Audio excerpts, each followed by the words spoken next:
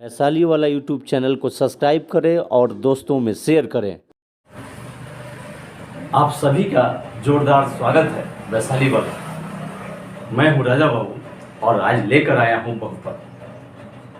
बहुपद बहु और पदों के मेल से बने हुए शब्द को हम बहुपद कहते हैं। बहुत सारे पद को एक साथ मिला देते हैं तो बहुपद कहते हैं। बहुपद में हम चर और अचर दोनों समूह का सम्मिश्रण देखते हैं, लेकिन बहुपद शुरू करने से पहले हम चर और अचर को समझेंगे। चर क्या होता है? चर ए से लेकर जेड तक के लेटर को हम चर कहते हैं। इसे हम अज्ञात राशि भी कहते हैं। अचर अचर का मतलब गिनती की संख्या को हम अचर राशि कहते हैं। इसे ज्ञात राशि भी कहते हैं। जैसे हम थोड़ी सी इस बात पर हम बात कर ले। चर जैसे x, y, p, q, z ये सभी चर है। इसे हम अज्ञात राशि भी कहते हैं। अचर की बात करें 1, 2, 5, 7, 10, 11 ये सभी क्या है? अचर राशि है। अतः हम कह सकते हैं अचर को ज्ञात राशि और चर को अज्ञात राशि कहते हैं। हम ऐसे देखें बीजगणित के रूप में बहुपद को जानने से पहले 6 क्लास में हम बीजगणित के रूप में देखें। बीजगणित हम पढ़े हैं 6 क्लास। 7th क्लास में हम सरल समीकरण के रूप में देखे हैं इसे, और 8th क्लास में एक चर वाले रैखिक समीकरण के रूप में देखे हैं इसे, और 9th क्लास में हम बहुपद के रूप में देखे हैं इसे। बहुपद यानी बहुत सारे पद को मिला देते हैं तो बहुपद बन जाता है। लेकिन बहुपद में घात की विशेष महत्व होती है। अगर हम बात करें घात की, तो चरों की संख्या बहुपद की घात कहलाती है। बहुपद की घात देखेंगे, चरों की संख्या बहुपद की घात कहलाती है। बहुपद की पहचान सदैव उसके घात के अनुरूप की जाती है। इसलिए हम सबसे पहले घात की बात किए हैं, यानी चर राशि का जो संख्या, जैसे यहाँ x चर और इस चर की संख्या क्या है? 3, यानी x³ के रूप में है। इसे हम घात भी कहते हैं। इसे हम क्या कहते हैं? घात, यानी चर की संख्या बहुपद की घात कहलाती है। चर की संख्या बहुपद की घात कहलाती है।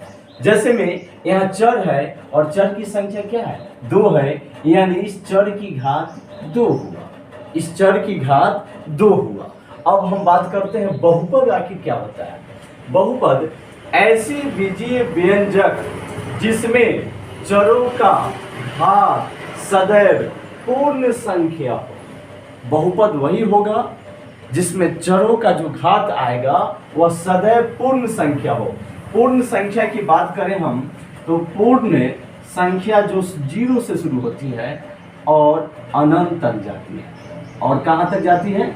अनंत तक। यह पूर्ण संख्या है। यानी हम चर राशि का जो घात होगा वह सदैव पूर्ण संख्या ही होना चाहिए, तब वह बहुपद का घात पूर्ण संख्या वाली बहुपद कहलाए। यदि चर राशि का घात 1/2 है, रूट में है, माइनस में है, तो यह बहुपद नहीं होगा, क्योंकि चर की जो घात है वह सदैव पूर्ण संख्या होनी चाहिए, जो यहाँ पूर्ण संख्या के रूप में नहीं है। इसे हम बहुपद का घात पूर्ण संख्या नहीं कहेंगे, अतः यह बहुपद नहीं है। अतः यह बहुपद नहीं है। अब हम बात करते हैं, जैसे समझ गए कि घात क्या है, बहुपद कैसे होगा, बहुपद होने का शब्द क्या है, तो चर राशि का घात पूर्ण संख्या होगा तो बहुपद होगा। इसके बाद हम कुछ उदाहरण को समझते हैं। इसके द्वारा हम बहुपद को कैसे परिभाषित करेंगे, कैसे बहुपद को हम समझेंगे। देखिए यहाँ जो हम लिखे हैं बीजीय व्यंजक, यह है x³ + 2x। क्या लिखे हैं? x³ + 2x। यह बहुपद है कि नहीं है, यह हम देखने के लिए इसमें चर को हम पड़ताल करेंगे। तो चर का यहाँ घात 1 छिपा हुआ है। 1 क्या है? पूर्ण संख्या। चर की घात 3 है, 3 क्या है? पूर्ण संख्या है, अतः यह बहुपद है। अतः यह क्या है, बहुपद है। अब हम आगे चलते हैं, यहाँ लिखे हैं x² माइनस 7y प्लस 9।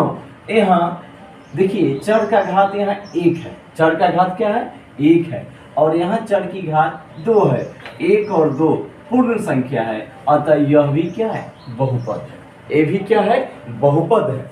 आगे हम बात करेंगे 1 माइनस 2x, यहाँ चर की घात 1 छिपा हुआ है, यानी 1 पूर्ण संख्या है, ये भी क्या है, बहुपद है।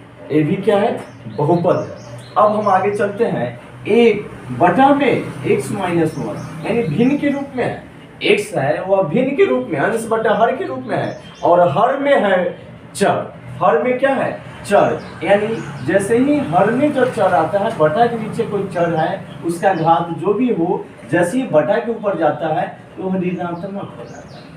क्या हो जाता है, ऋणात्मक हो जाता है, यानी यह जो इसका घात प्लस धनात्मक है, जैसे ही बटा के ऊपर जाएगा उसकी घात माइनस में हो जाएगा, अतः यह बहुपद नहीं है, क्योंकि पूर्ण संख्या में माइनस कभी नहीं है। अगर हम बात करें √x प्लस 5, रूट के मतलब इसका घात 1/2 है, यानी x का घात 1/2 है। क्या बताइए, पूर्ण संख्या में 1/2 आता है क्या, नहीं, तो यह बहुपद नहीं है, यह बहुपद नहीं है। नीचे देखिए x³ plus y² plus 2x minus 7, चर में देखिए x है, y है, x है, x की घात 1 है, 1 पूर्ण संख्या है, y की घात 2 है, 2 क्या है, पूर्ण संख्या है, और x की घात 3 है, 3 क्या है, पूर्ण संख्या है। यह तो हम कह सकते हैं यह बहुपद है, क्योंकि चर राशि का घात एक पूर्ण संख्या के रूप में। तो हम यहाँ देखिए बहुपद कौन है और कौन बहुपद नहीं है। अगर है तो किस कारण से है, यदि बहुपद नहीं है तो वह किन कारणों से नहीं है, इस पर हम अभी बात किए, उदाहरण के रूप में आपको मैंने बताया। अब हम बात करेंगे बहुपद के प्रकार। बहुपद के प्रकार के बारे में बात करेंगे तो बहुपद के प्रकार घातांकों पर आधारित बहुपद निम्न प्रकार के होते हैं। घातांक के आधार पर देखेंगे तो बहुपद निम्न प्रकार के होते हैं। घातांक के आधार पर यदि चर राशि का घात केवल 1 हो, अधिकतम 1 हो, तो वह रैखिक बहुपद। हम समझेंगे, चर राशि का घात 1 हो तो वह क्या होगा, रैखिक बहुपद होगा, और इसे हम समान रूप में ax प्लस b के रूप में लिख सकते हैं। x का गुणांक यहाँ a है, b अचर में, b क्या है बउआ, अचर, इसके जगह पर कोई भी संख्या अचर वाला होता है। जैसे में अगर हम बात करें यहाँ 2x प्लस 3। अब यहाँ याद रखना है x का गुणांक a है, x के गुणांक a है, a बराबर नहीं 0, यानी कभी भी x के गुणांक 0 नहीं आना चाहिए। अगर x का गुणांक 0 आ गया तो वह रैखिक बहुपद नहीं होगा, इसका हम पूरा ध्यान रखेंगे।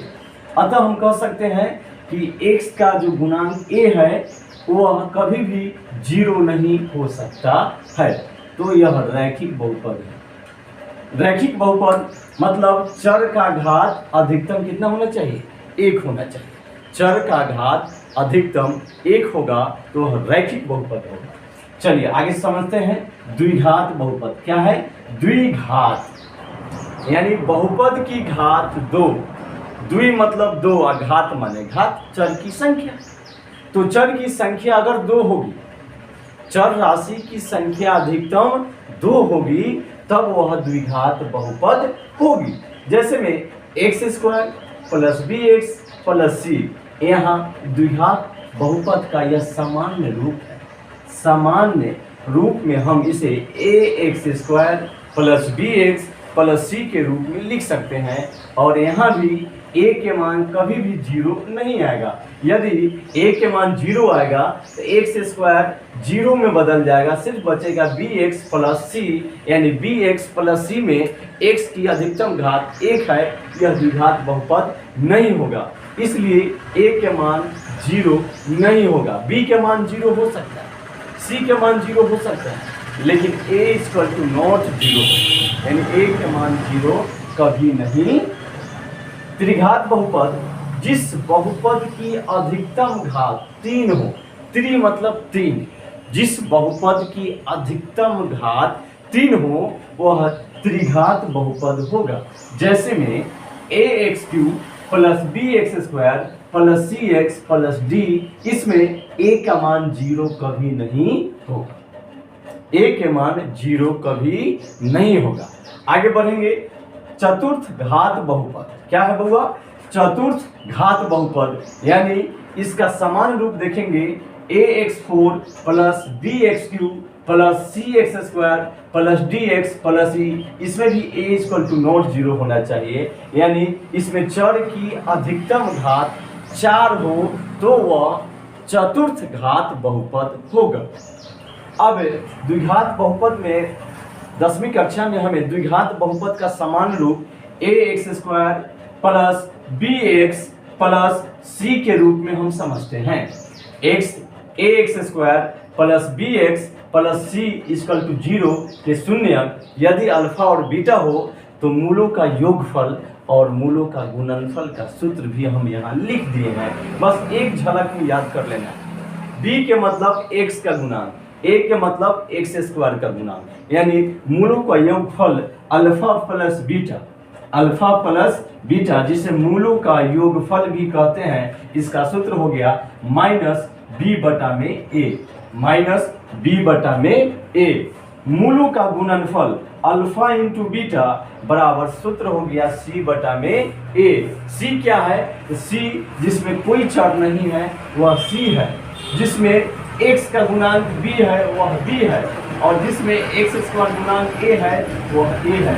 यानी हम पहचान लेंगे कि x² के गुणांक को a कहेंगे और x के गुणांक को b कहेंगे। क्या कहेंगे?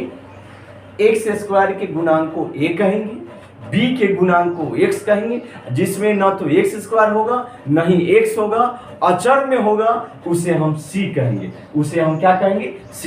बस इतना ही सूत्र है, इतना ही कॉन्सेप्ट है बहुपद।